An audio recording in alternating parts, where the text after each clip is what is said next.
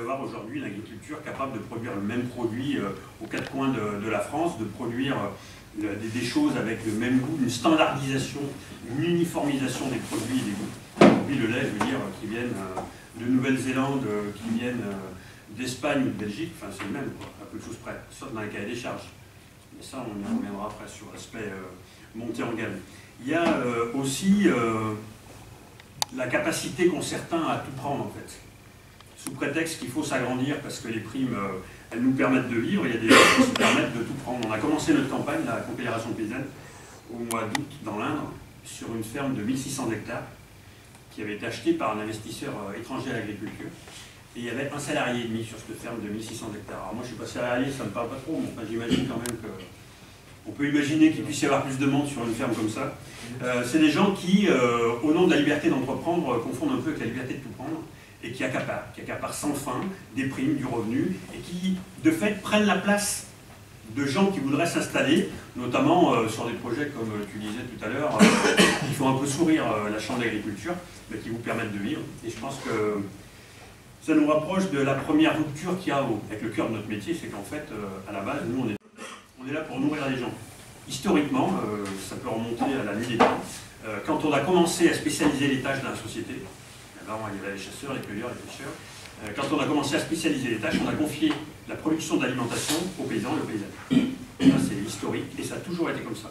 Et aujourd'hui, on s'aperçoit que cette production d'alimentation, elle a été quelque part dévoyée et on en arrive aujourd'hui à être, nous, simplement des producteurs de matières premières brutes, non pas pour nourrir la population, mais pour alimenter l'agroalimentaire qui, elle, va se charger de faire du fric sur notre dos, sur le dos des citoyens, des consommateurs, des consommatrices, pour aller leur vendre en fait. Donc on est quand même sur une rupture de modèle sociétal qui semble, enfin, nous, la Confédération paysanne, qui nous inquiète, quoi. Ce changement complet de paradigme où on va faire du paysan ou de la paysanne simplement un exécutant, un des maillons de la chaîne, et non pas le cœur de la chaîne, le maillon essentiel. On a vu l'agroalimentaire qui, avec la modernisation de l'agriculture dans les années 60, 70, a commencé à prendre à peu près la main sur tout l'amont et la base de notre métier. Hein. Les coopératives, on les a perdues, oui, allez, 70, 80, mis à part les fruitières. Enfin, nous, jusqu'au 1er janvier, on était livreurs chez Sodial. Damien Lacombe, le président de Sodial, pouvait bien nous dire, enfin moi quand je le posais, il me disait, Laurent, oublie pas que t'es coopérateur, mais enfin, quand on parle de Sodial, c'est quand même un peu dur de se sentir coopérateur. On vend nos voies aussi qui rêvent aussi, c'est pareil. C'est pareil en viande, donc c'est un peu compliqué tout ça. Et on se dit qu'en fait, est-ce que le problème aujourd'hui, est-ce que, si c'est dur d'être paysan et paysanne aujourd'hui, est-ce que le problème, c'est pas un problème d'identité en fait? Est-ce que c'est l'identité même de notre métier, ce qui fait qu'on est allé les uns ou les autres à l'école et qu'on a appris ce métier, qu'on a aussi sacrifié du temps pour monter nos fermes, nos projets personnels, qu'on en a fait pour certains qui sont en couple sur leur ferme des projets de vie? Est-ce que c'est pas l'identité même de ce qui fait notre motivation, de ce qui nous a fait vibrer pour nous installer paysans ou paysannes? Est-ce que c'est pas ça aujourd'hui qui est mis à mal? Est-ce qu'aujourd'hui la dérive industrielle de l'agriculture, le productivisme effréné qui a conduit quand même à la pollution complète de certaines régions, enfin, aujourd'hui le problème des algues vertes en Bretagne et puis sur la côte atlantique, c'est une réalité, c'est pas des fantasmes. Le problème des paysans et des paysannes qui meurent des pesticides, c'est pas un fantasme non plus. Les maladies professionnelles liées à l'activité agricole, elles sont de plus en plus nombreuses. Alzheimer, Parkinson, les cancers du cerveau, pour citer les trois plus fréquentes d'entre elles, dues à l'utilisation des pesticides. Elles sont beaucoup plus fréquentes dans votre entourage, regardez autour de chez vous, hein, dans votre entourage agricole que dans votre entourage non agricole. Donc c'est bien preuve que notre métier aujourd'hui nous fait du mal. Il nous fait du mal, il ne nous rémunère pas, il ne nous épanouit pas.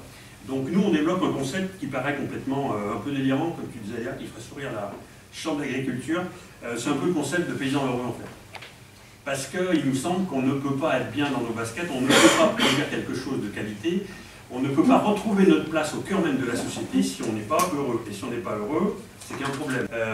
On a laissé peu à peu le ministère de l'Agriculture et la FNSEA, qui revendique la cogestion de l'agriculture, embarquer notre métier comme étant simplement des ouvriers spécialisés de l'agroalimentaire.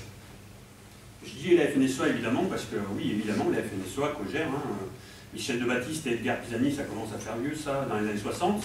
Ils avaient convenu que le CNJA, à l'époque, allait construire la politique agricole, ce qui n'était pas con, en fait. Puisqu'on confiait à ceux qui étaient plus près du métier le soin de porter les revendications et les politiques qui étaient à même de moderniser le métier. Le problème, c'est qu'après, ils se sont perdus en route, les gars. Ils se sont perdus en route, mais ils continuent de co-gérer. Nous, quand on a rencontré Didier Guillaume, avec mon collègue du Jura, Nicolas Giraud, là, quand Didier Guillaume est rentré en fonction, il a reçu tous les syndicats agricoles. Nous, il nous a reçus, la première chose qu'il nous a dit, c'est « je reconnais le fait majoritaire ». Ça veut dire quoi, je reconnais le fait majoritaire? Ça veut dire qu'il reconnaît que les gens qui ont plus de la majorité aux élections, donc l'alliance FNSEA-JA, sont ses interlocuteurs privilégiés. Donc il ne se fait rien sans que ces gens-là n'aient dit « ok, ça nous va ». Ça nous va, les politiques publiques, on regarde très récemment, qu'est-ce qui s'est passé récemment, la suppression des aides au maintien de l'agriculture biologique. Moi j'étais à l'OCDE à Paris, le jour de la réunion où on était tous à s'arracher les cheveux, qu'est-ce qu'on va faire avec le deuxième pilier de la PAC, il n'y a pas assez d'argent.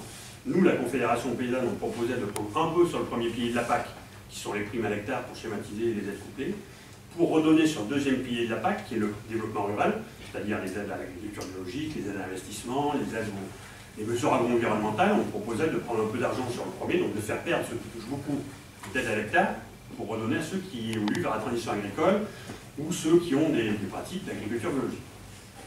Et il y a la présidente de la FNSEA, Christiane Lambert, qui était au premier rang, elle est toujours au premier rang. Elle était au premier rang et elle s'est levée, elle a dit mais non, en fait, on pourrait aussi supprimer l'aide au maintien de l'agriculture biologique. Parce que l'agriculture biologique est rémunérée par le marché. Donc après tout, il n'y a pas de raison que ces gens-là touchent des aides. Elle l'a dit une fois, hein, je veux dire, ça a été fait la semaine suivante. Voilà, il y a des décisions politiques, il y a des gens qui font du lobby au ministère. La FNSEA fait partie des lobbies surpuissants de l'agriculture. Et ils sont écoutés. Donc si on ne veut pas qu'ils soient écoutés, soit on fait, nous, notre petite sauce dans notre coin, parce que grosso modo, on arrive à faire à peu près bien avec les moyens qu'on a, on met en place des circuits de distribution, des façons de travailler, des façons de transformer, en individuel ou en collectif, pour nous sortir des créneaux de marché où on est en grosse concurrence et aller sur des marchés qui sont un peu plus protégés. Il y a ces îlots quelque part, ces oasis qu'on fait pousser à droite à gauche et où on va essayer de s'en sortir. On voit qu'il y a quand même l'industrie agroalimentaire qui aujourd'hui est en train de refaire aussi cette segmentation. Je pense au marché du lait. Aujourd'hui, on a un lait sans OGM, on a un lait au foin, on a un lait au pâturage. Tout le monde essaye d'aller chercher ces créneaux de marché. Mais est-ce que ces solutions individuelles, elles correspondent au projet de la Confédération paysanne, où on a quand même la notion de paysans nombreux? On a, ça a été dit aussi tout à l'heure, la notion d'avoir des voisins, de ne pas être tout seul. Ben, si simplement les plus éveillés, ceux qui ont le plus la capacité d'apprendre plusieurs métiers, c'est-à-dire la production, la transformation, la commercialisation, si seulement ces gens-là arrivent à s'en sortir, est-ce que c'est satisfaisant de se dire bah, nous on va se démerder et puis les autres, bah, soit ils avaient qu'à faire comme nous, ce qui est très prétentieux, parce qu'on sait très bien que s'ils avaient fait comme nous, on aurait crevé avec eux, puisqu'on aurait été en situation de concurrence pour le coup, soit ils avaient qu'à essayer de se débrouiller autrement, on sait que c'est pas possible en fait. Donc on a besoin de politiques publiques fortes.